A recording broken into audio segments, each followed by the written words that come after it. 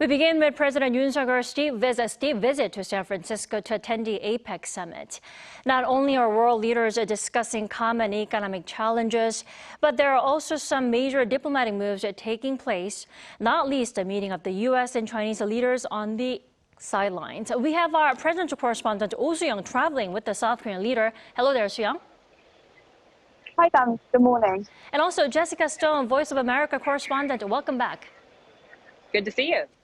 So, Sooyoung, I'd like to start with you. It's the first time for President Yoon to attend the APEC Summit, which represents around 60% of the world's economy.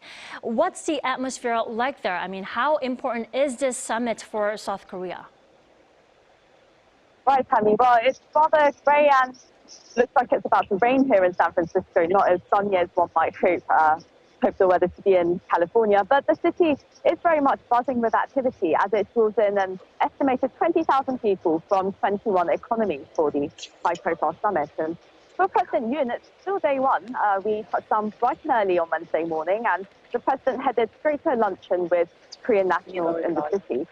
He was then just in time for the APEC CEO Summit, where high-profile figures talk about the potential for collaboration and new ideas on building future sustainability, inclusion, resilience and innovation, four keywords that make up the theme of the summit this year. Now for South Korea, the significance, as we asked, the APEC Summit is significant in two ways. First, President Yoon is going to look to expand South Korea's contribution to the international community, not only by taking the lead in these discussions on the sort of policies and initiatives on overcoming various global challenges like climate change and disruptions of supply chains, but also by empowering the private sector by meeting with businesses, entrepreneurs, and young members of the young generation in the Korean community here. Now, through his bilateral meetings here in San Francisco, the president will emphasize that he would look to create an attractive investment environment so that companies can freely invest in South Korea and also create quality jobs there. So that would be the second way that the summit matters for South Koreans. According to Yoon's press secretary, greater economic and diplomatic connectivity is going to lead to more opportunities for South Korean businesses, households, and for the younger generation as well.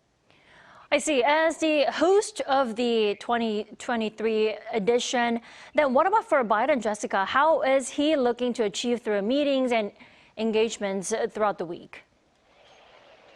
Well, this is a president who's running again for re-election in about a year's time. And so much of what's going on here in San Francisco has domestic implications, particularly because trade is a big motivator for American voters. It obviously propelled Donald Trump to the White House 3 years ago. And there are Democrats in the party that are very concerned that it could create a backlash against President Biden if he walks away from this APEC Summit with additional free trade deals with the region. So he's coming here to try to show the United States that he is trying to improve the economy in ways that will not export American jobs. And he's trying to show the Pacific Rim countries that the United States is a reliable partner with respect in particular to supply chain resilience. There are many incentives, billions and billions of dollars that the Biden administration has passed, which allow U.S. companies to invest overseas, particularly in semiconductor supply chain resilience. And we're seeing the impacts of that in the APEC region. Jessica, it looks fine just right behind you at the moment, but I'm sure you've spotted already some protests in San Francisco this week as the thousands rally amid the Israel-Hamas war and other contentious issues.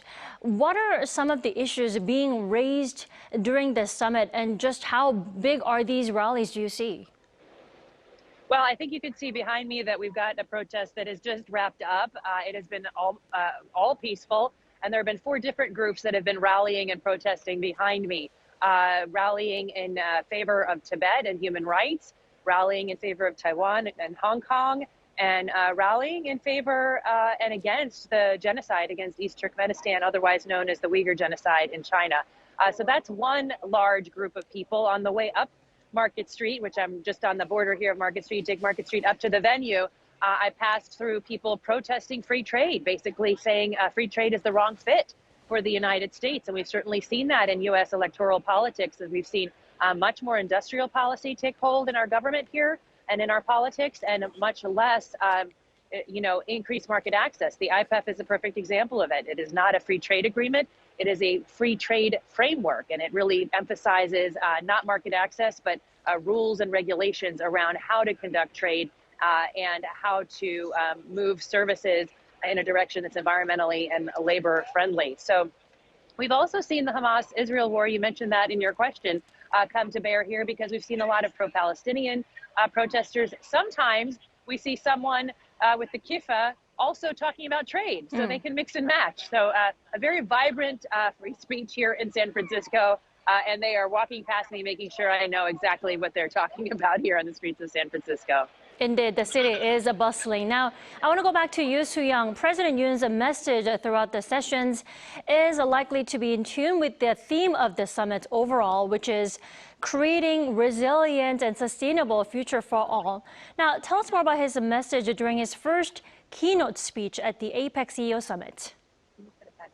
Sure, Dami. So that just wrapped up, I think, the CEO Summit of the APEC, the overall summit. Well, in this speech, President Yoon called for member economies to strengthen connectivity in three major ways that he highlighted. And first of all, it was trade, investment, and supply chain. He said that these aspects should be strengthened across the APEC region to promote free movement of goods and services. Now, this would include measures such as lowering trade barriers and forging innovative responses to new challenges cropping up that really hinder free trade, such as early warning systems, for instance.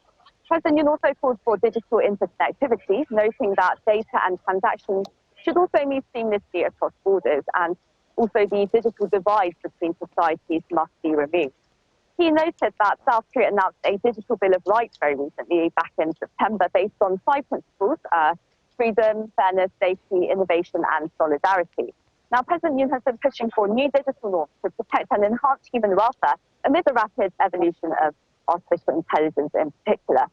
Now, South Korea also emphasized the need to expand exchanges between the future generations within APEC, as interactions between them would lead to new innovative ideas and business opportunities as well. And on that note, he proposed an exchange program for young scientists in the region with visa waivers and CV entries to enable travel to study, research, and even attend workshops between the member countries. And this is all based on South Korea's adoption of the APEC business travel card system, which promoted inter-regional trade, investment, as well as people-to-people exchanges. On top of that, plus one of the biggest talking points, President Biden's meeting with Chinese President Xi Jinping, Jessica, it started with a handshake, and we hear reports coming out. What are we really expecting to come out of that meeting this year? Well, as you noted, that meeting has just wrapped, or at least the White House press corps' access to it. We don't know how much longer the conversations are going to go on, but the last full report we saw from White House reporters is that the two leaders were walking around the property. And as we've talked about, there's tremendous significance of the two tectonic plates meeting on that property. That doesn't necessarily tell us how this is going to end. We will have a press conference from President Biden in the next hour or so, in which we'll get more of the flavor between the two leaders. But going into the meeting, I would say both of the leaders drew some contrast in terms of their position.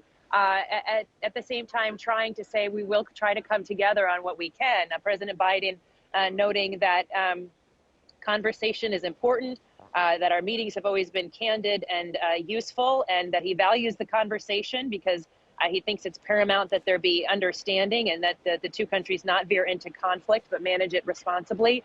President Xi, in his opening remarks ahead of the bilateral meetings that took place this afternoon, talked about the long history of China-U.S. relations not always being smooth sailing, and saying that it has kept moving forward over the years and that major country competition is not the prevailing trend. That said, it very much belies the fact that these two countries have a lot of differences, and those differences have widened in the last a few years or so, and particularly when it comes to trade, when it comes to national security. We think that the logical outcomes will be some type of military-to-military communication, reopening between the two countries, possibly an announcement around artificial intelligence and agreeing not to use it in nuclear weapons development, which of course would have tremendous implications also for the role that Russia is playing in North Korea and the way Russia and China interact, and then potentially a fentanyl agreement. We've seen these before where China agrees not to send the precursors to fentanyl, which is a highly addictive drug that has killed thousands of Americans, to the southern border. We'll see if there's some forward momentum on that agreement. That would have tremendous domestic implications for President Biden, and particularly places around the country that hasn't necessarily voted for a Democrat in the last four years or so. Definitely. Resumption of communications in general for the two countries would be a big step. Now, that leads to my last question for Sooyoung. Now that the BidenChina summit has taken place over there, can we expect face-to-face talks between President Yoon Suk Yeol and Xi? What do you think? Right, well, that's been nothing confirmed yet by South Korea's presidential office, of course, but there certainly has been a lot of speculation surrounding this possible meeting between President Yoon and Xi, as you said, especially with Japanese Prime Minister Fumio Kishida expecting to sit down with the Chinese leader as well, following Xi's meeting with US President Joe Biden. Now, Seoul-Beijing relations have been quite tense over the past few years, very tense over the past few years, following China's economic retaliation from 2016, around 2016 to 2017, to Seoul's decision to deploy a US missile defense system on South Korean soil. And in the years following, particularly over the past year, Beijing has shown rather strong distaste towards Seoul, broadening its alliance with Washington beyond security issues to a more comprehensive range of mutual interests, from trade and supply chains to new technologies, space, education. And the Chinese ambassador to Seoul, of course, stirred some controversy in Korea with very vitriolic comments as well. At the same time, the two countries are still deeply intertwined, with China being South Korea's largest trading partner. And Beijing also used Seoul for its semiconductor technology and other high-tech industries.